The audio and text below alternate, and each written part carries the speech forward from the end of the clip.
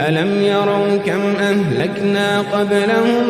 من القرون أنهم إليهم لا يرجعون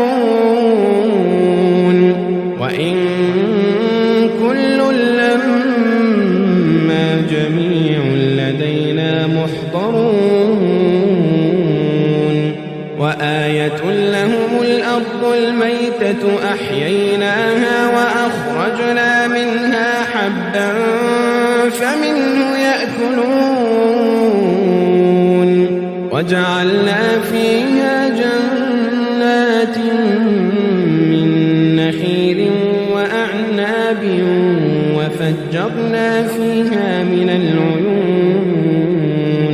ليأكلوا من ثمره وما عملته أيديهم أفلا يشكرون